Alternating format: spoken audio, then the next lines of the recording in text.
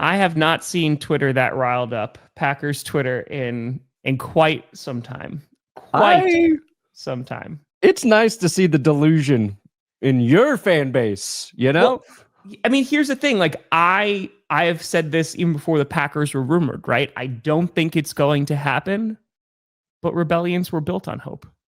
Ooh, Lord of the Rings. Yeah. Okay, Parsons. Yes. You're right. Like, this is all coming from Ricky on Twitter, too. Correct.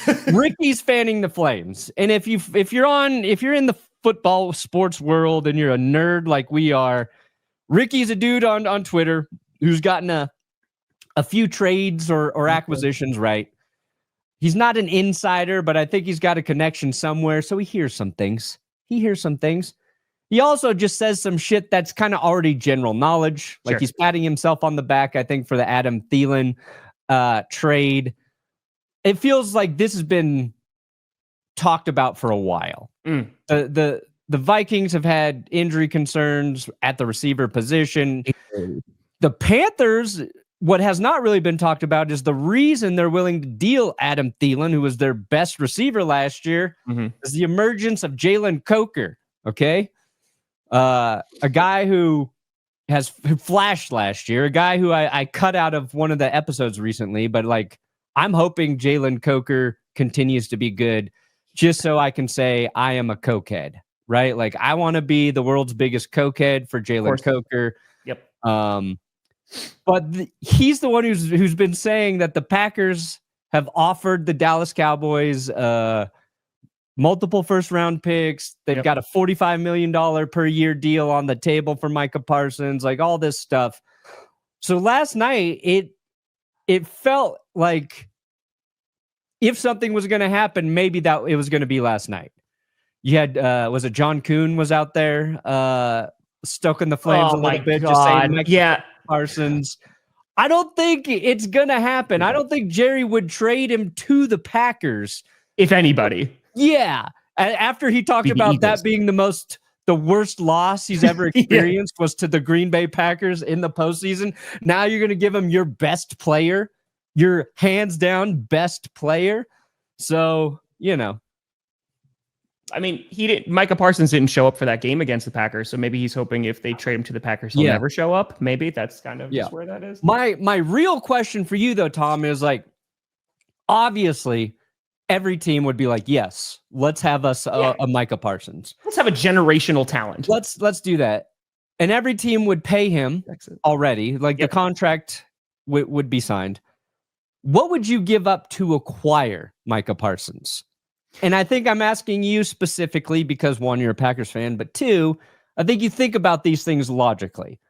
When the Broncos traded for Russell Wilson, I'm like, give up more. I don't give a shit. Like, it can't blow up in my face. No. So what would you want? What would you, if you were the Packers GM, what would you give up for old Micah Parsons? Because the rumor right now is that, and again, let me be very clear, like, these are just rumors, right? There was some stoking of the flame. Kay Adams was like, you guys, right? And John Kuhn, who, by the way, is not affiliated with the team anymore. He's doing his own thing. And then it was also confirmed by Matt Schneidman in a text that he was just trolling, right? Like, John Kuhn tweeting anything out did not move the needle for me whatsoever, right? On top of that, too, like, I remember the Aaron Rodgers days of, like, him putting on Instagram, like, Randall Cobb and Clay Matthews about bringing guys home. So the trolling is strong.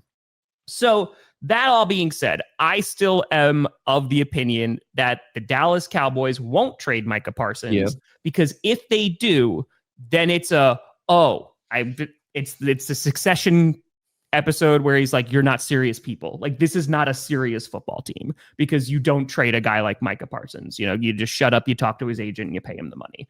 For me, if the Packers were to do that, one, we only kept 4 linebackers after the roster cuts yesterday. So that's kind of like okay. We might bring back some guys on the P squad.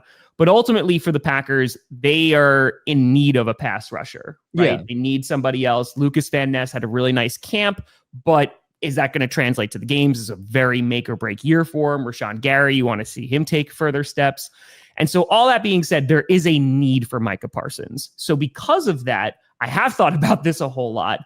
What I'd be comfortable with is probably, I think you're starting at 2 first-round picks, and then you're probably going to give up a player as well, right? In some kind of pass rusher, like maybe be a Lucas Van Ness. Rashawn Gary, I don't want to give Rashawn Gary up, but based on the way that his contract looks, I wouldn't be surprised if they do, because I think the next 2 years of his contract are pretty easy to swallow if you're a team. So I feel like it'd be 2 firsts and a Rashawn Gary, because he already paid a bunch of money. And the only reason why it wouldn't be 3, and if it was 3 first-round picks, I'd be like, okay, is because the amount of money, the new contract that Parsons is going to have to get is insane. The rumors are $45 million. Jordan Love's making $10 million more a year, right? Like, that is a ton of money. And I don't doubt that he's going to command very close to $45 million a year. Because that's the only reason why I'm hesitant giving up any more compensation, because of that contract. Yeah, I think the contract's part of it. And it's TJ Watt's at what, like 43 or 41 or somewhere in there. So you assume Micah's going to top that by a little bit. How big of a need is, like, I know the Packers could use edge rushing help. Yeah. But like, how big of a need is that for you, like, going into this season? Well, it's just one of the unknowns, right? Like, depth at corner and what our pass rushing capabilities are. Like, those are arguably the biggest question marks about the Packers right now. And can receivers catch balls besides Matthew Golden? But I feel like it's just, if Van Ness develops, I feel so much better. We just don't know, man. Like, he hasn't shown up in 2 years, right? He came out of college and he was super duper raw, had no real technique to him, was just kind of a power rusher, bull rusher, and that was it. And so if he develops, then it's awesome, because you still have him on cheap deals. He's a former first-round pick. You do a 5th-year option. Have a nice day, right? But, Rashawn Gary, who I love Rashawn Gary. Micah Parsons is one of those guys that, because there's question marks at edge rusher, the fact that you could get, Micah Parsons is a phenomenal football player. This would be one of the biggest trades, in recent memory. So to go out and get him in the prime of his career, I don't want to say you don't have to worry about your pass rush anymore, but you kind of don't. Sure. I don't know. I think that's pretty big, man. I think that's Packers could definitely have some use for him. I'm very confident saying Green Bay would be better with Micah Parsons this year. I think that's a really hot take, but maybe. Why don't you just wait for Trey Hendrickson next year? Yeah, right? Well, and that's the thing, too, with Micah, is he's young, right? He's in his mid-20s.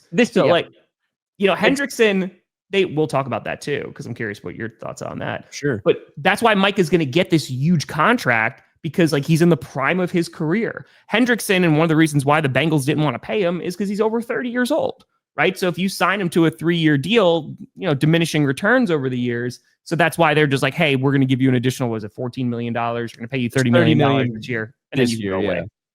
Yeah. And they technically, if they wanted to tag Trey Hendrickson next year, they could.